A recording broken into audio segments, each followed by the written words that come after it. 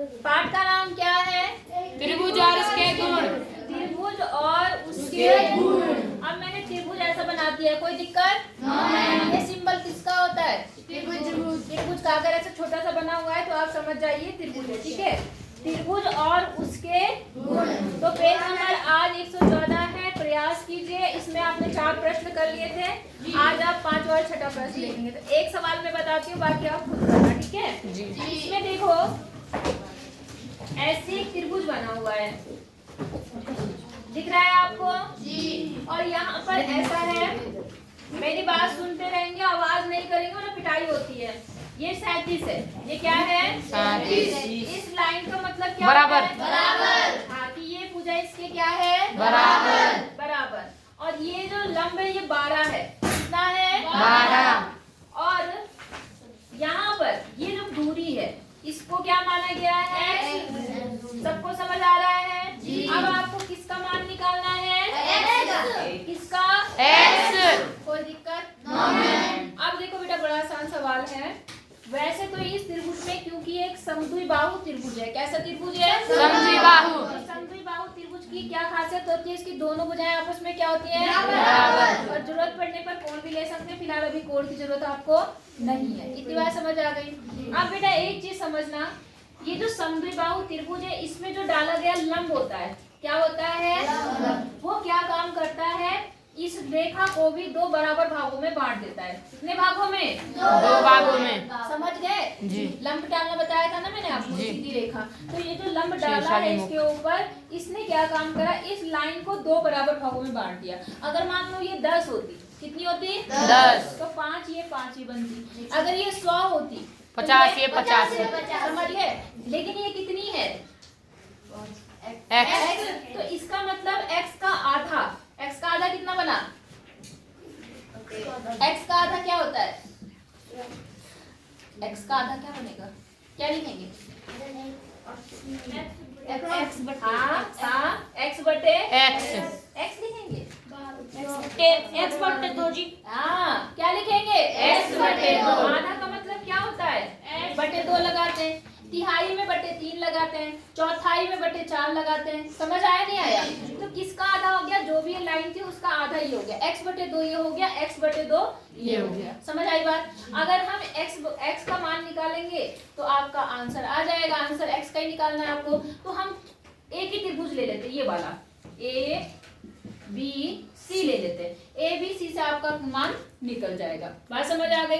तो त्रिभुज a b c में आपको पता है ये एक समकोण त्रिभुज है। कैसा त्रिभुज है? समकोण त्रिभुज। तो कौन सा नियम लगाते हैं हम समकोण त्रिभुज में? हाँ बोलो, कौन सा?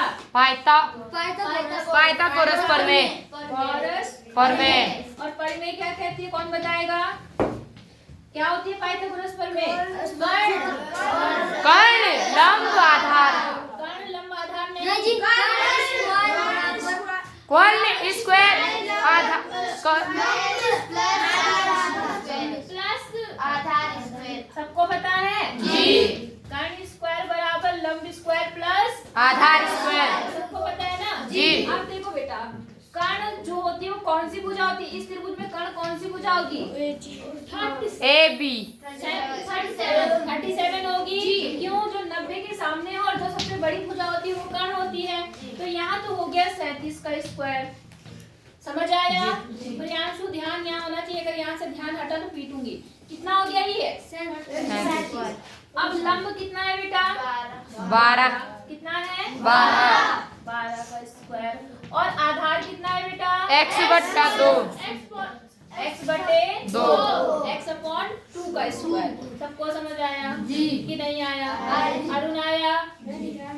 खड़े होके देख लो, समझ आ रहा नहीं आ रहा? जिसको नहीं दिख रहा वो खड़े हो जाओ। छोटे बच्चे आगे बैठा करो, तुम तो पीछे बैठ जाते हो जाके। समझ आ गया? अब आपने क्या करा? पाइथागोरस थ्योरम लगाई। कर्ण का स्क्वायर बराबर लंब का स्क्वायर प्लस आधार का स्क्वायर। कर्ण कौन सी भुजा होती है? सबसे लंबी भुजा। तो इस त्रिभुज में सबसे लंबी भुजा कौन सी है? 37। फिर लंब जो होती है सीधी वाली 12 लेते हैं हम लोग, कितनी है वो? 12। आधार आपका कितना है? x बटा 2। इसे सॉल्व करेंगे आंसर आ जाएगा। तो 37 का स्क्वायर, किसका स्क्वायर? 37। इसका मतलब 37 को कितने से गुणा करना है? तो 7 सते 49 7 तिया 21, 22, 23, 24, 25 और फिर 3 से गुणा करेंगे। 7 तिया 21, 3 तिया 9, 10, 11 तो 9, 6, 3, 1 कितना आया? 1369। ठीक है। और 12 का स्क्वायर क्या होता है? याद किया तुमने? 20, 25 तक स्क्वायर। 12 का स्क्वायर क्या होता है? 12 120 भूस ना करो। कहाँ था याद करना? 30 का स्क्वायर। बस देख के बोलोगे। 12 का 134। तो ये याद होना चाहिए। क्या होना चाहिए? 1 से 30 तक स्क्वायर सुनूंगी कल को सबसे। ठीक है। तो अब क्या हो गया यहाँ पर? 12 ब्रह्म में 144 कितना आएगा यहाँ पर? 144। यहाँ तक कोई दिक्कत है आपको? अब देखो बेटा, यहाँ देखो कुछ ऊपर है और कुछ नीचे है ना? तो ऊपर वाला क्या हो जाएगा? x का स्क्वायर x स्क्वायर बन गया और नीचे 2 का स्क्वायर, क्योंकि ये ब्रैकेट होता है और ब्रैकेट का मतलब ये स्क्वायर इसका भी है और इसका भी। अब 2 का स्क्वायर क्या बनेगा? 4 तो 4 बटे क्या हो गया? 4। कोई दिक्कत है आपको? समझ आया नहीं आया? अब देखो ये प्लस का ये तरह के क्या होगा? माइनस। तो यहाँ पर बन गया 1369 माइनस 144 और बराबर x स्क्वायर बटे कितना? 4। कोई दिक्कत?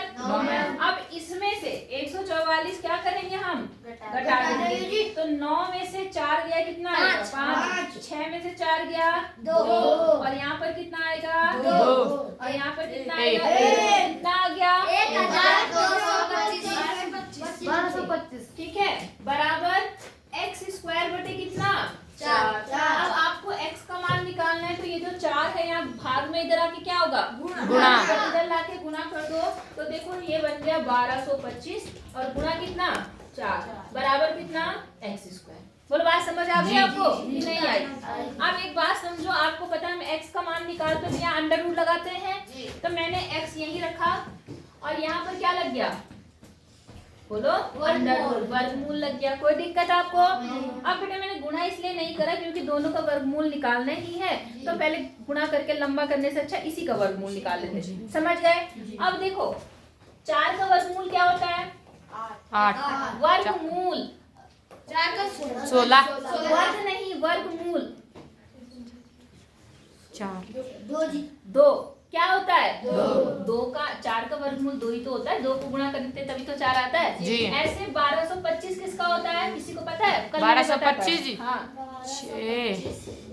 15 का 15 का नहीं होता। 6 और 24 12। 12 कैसे आता है? किसी हाँ किसका होता है? कल मैंने तरीका बताया था ना। क्या बोला था मैंने? अगर मान लो ऐसे गुणा करना है 5 वाली संख्याओं को तो मैंने कहा लास्ट में तो 25 सब में आएगा। यहाँ पर इसमें एक जोड़ कर 2 को 3 से गुणा करोगे तो 6 आएगा। ऐसे केवल शुरू का देख लो कितना है यहाँ पर? 12। 12 को कौन सी ऐसी संख्या है जिन्हें गुणा करके आता है? ऐसी संख्या ढूंढनी है कौन सी वाली?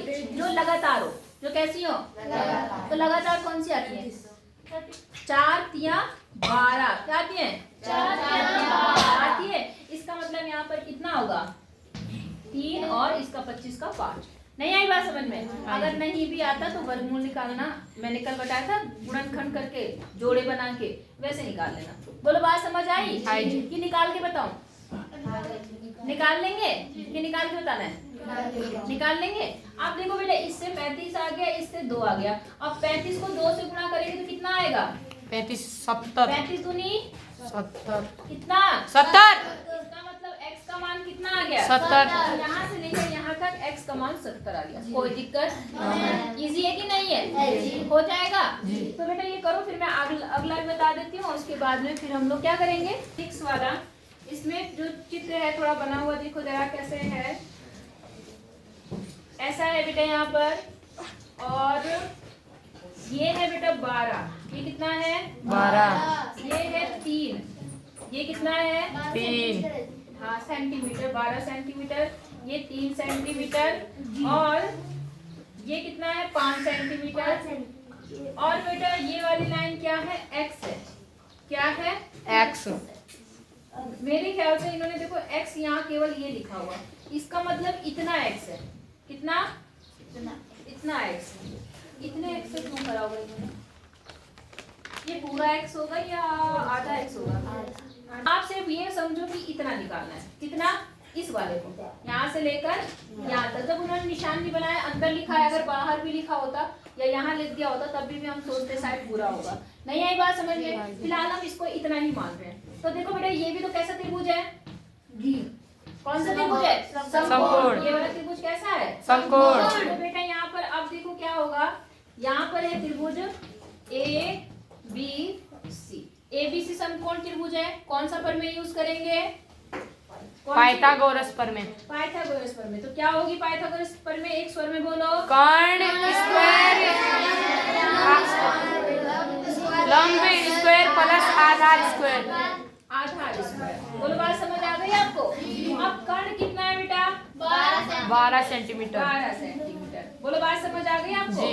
और लंब कितना है? 3 सेंटीमीटर। 3 सेंटीमीटर। और आधार कितना है? x। बोलो, समझ आया आपको? 12 का स्क्वायर कितना था? 12 का जी बोलो। 144। 144। और 3 का स्क्वायर 9 प्लस एक्स स्क्वायर। कोई दिक्कत? अब यहाँ पर क्या है? प्लस, इधर आके क्या होगा? माइनस। तो 144 में से 9 क्या कर दो? माइनस। तो 14 में से 9 गया, कितना आ गया? 5। और यहाँ पर 3 और 135 कितना आ गया? 135। लेकिन बेटा 135 किसी का वर्ग होता ही नहीं है। 135 क्या होता है? किसी का वर्ग नहीं होता। नहीं होता। बात समझ आ गई?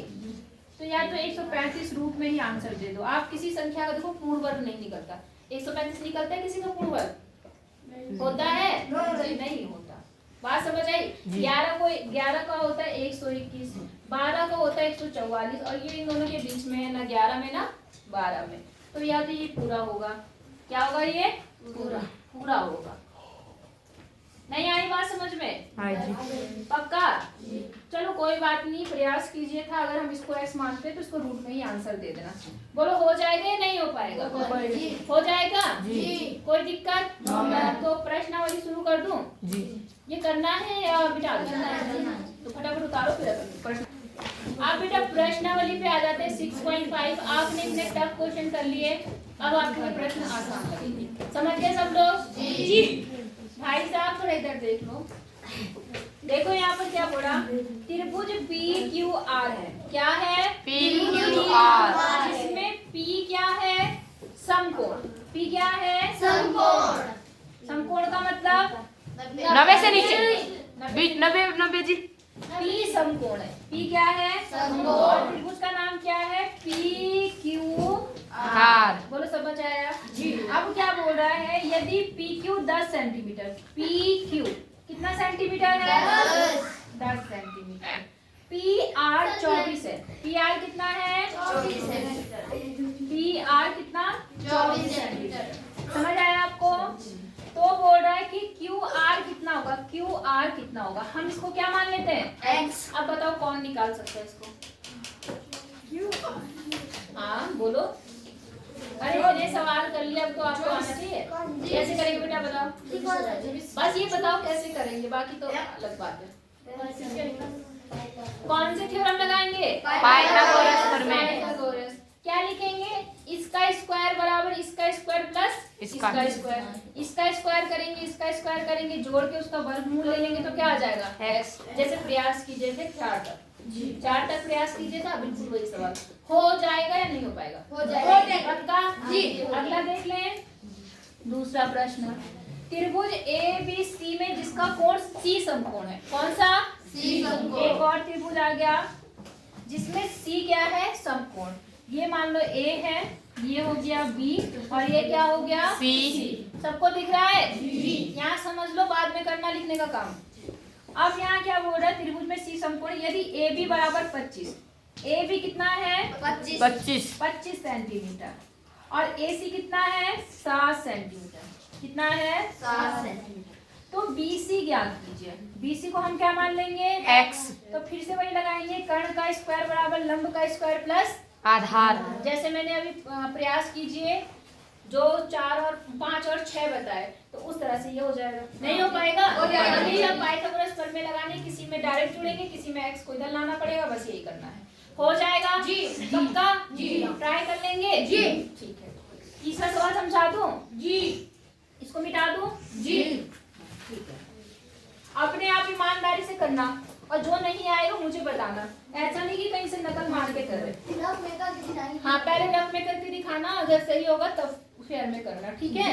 अब देखो प्रश्न 3, दीवार के सहारे उसके पैर से कुछ दूरी पर टिकाकर 15 मीटर लंबी एक सीढ़ी भूमि से 12 मीटर की ऊंचाई पर स्थित खिड़की तक पहुंच जाती है। समझ आया?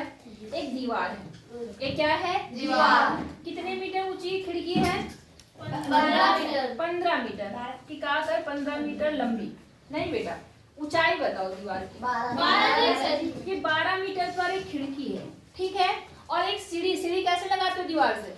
ऐसे लगाते हो। तो यहाँ पर एक सीढ़ी लगी है ऐसे, समझ आ गई आपको? और इस सीढ़ी की लंबाई कितनी है? 15 मीटर। 15 मीटर।